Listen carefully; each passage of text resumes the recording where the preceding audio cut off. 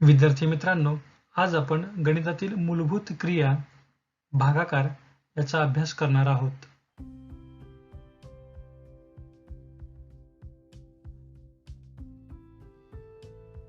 विद्यार्थी मित्रांनो, चित्रात दिसत असलेले हे 15 सफरचंद आपल्याला 3 विद्यार्थ्यांना समान प्रमाणात वाटायचे आहेत. म्हणजेच यांची विभागणी समान प्रमाणात करायची आहे.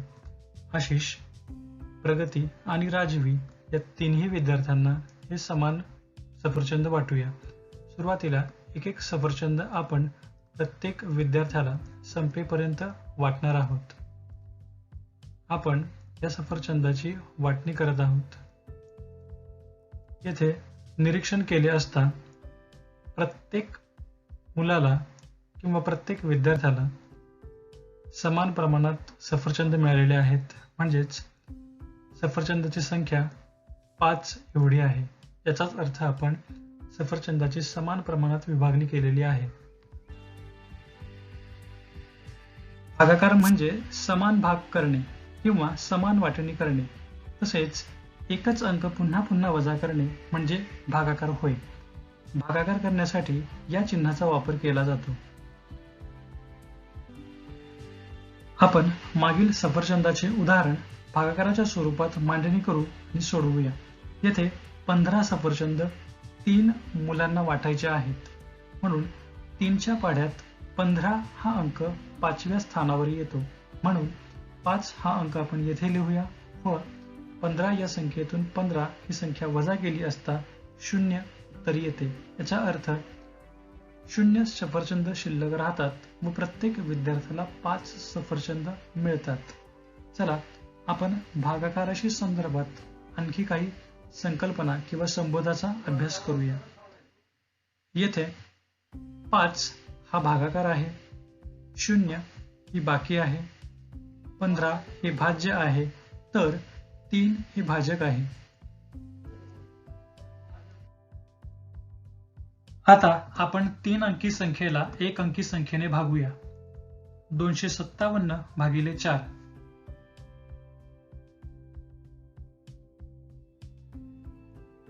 उभ्या पद्धतीने हे गणित लिहून घेऊया. 257 ला 4 ने भागायचे आहे. आता 4 या संख्येच्या पाढ्यात 2 ही संख्या येत नाही, म्हणून आपण शून्याचा भाग देऊया. येथे 2 वजा 0 बरोबर 2. त्यानंतर दशक स्थानातील 5 हा अंक 2 या अंकाशेजारी लिहून घेऊया. येथे आपल्याला पूर्ण संख्या मिळाली, ती म्हणजे 25. आता 4 या संख्येच्या पाढ्यात 25 ही संख्या शोधूया. परंतु 25 ही संख्या 4 या संख्येच्या पाढ्यात नाही. त्यामुळे 25 पेक्षा लहान संख्या ती आहे 24.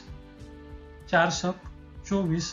त्यामुळे भागाकाराच्या ठिकाणी 6 ही संख्या लिहू व 25 या संख्येतून 24 ही संख्या वजा करू. वजाबाकी केली असता आपणास 1 हे उत्तर मिळते.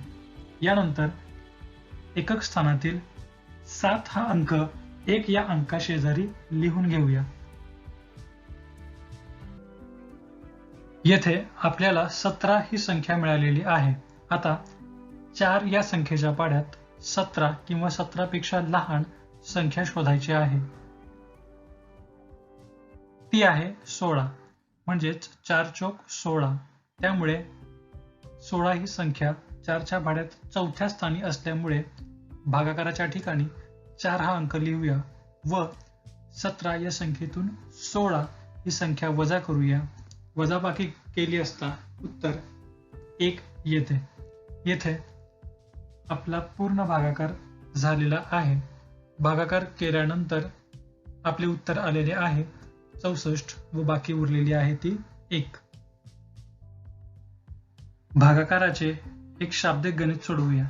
एका पुष्पगुच्छात प्रत्येकी 6 फुले, तर अशा 645 फुलांचे किती गुच्छ तयार होतील व किती फुले उरतील?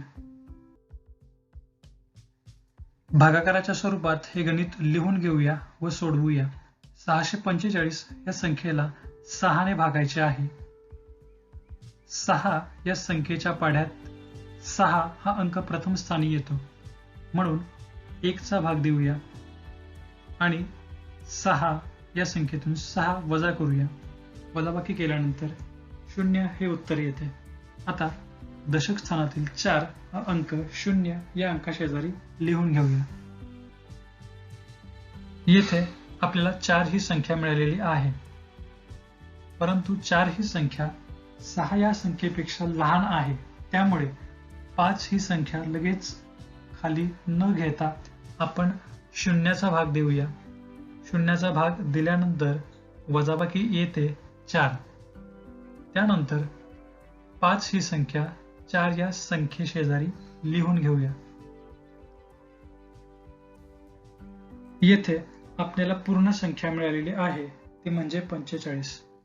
6च्या पाढ्यात 45 किंवा 45 पेक्षा कमी असणारी संख्या शोधूया. येथे 6 7 42 म्हणजेच 42 ही संख्या 6 या संख्येच्या पाढ्यात 7व्या स्थानावर येते. त्यामुळे भागाकाराच्या ठिकाणी 7 हा अंक लिहूया व 45 या संख्येतून 42 ही संख्या वजा करूया. वजाबाकी केली असता उत्तर 3 येते, म्हणजेच आपली बाकी 3 तर भागाकार 107 आलेला आहे.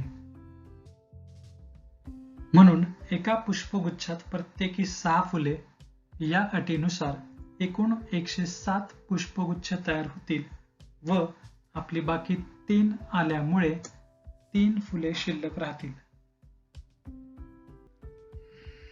आपल्याला हा व्हिडिओ आवडला तर लाईक, सबस्क्राईब आणि शेअर करा.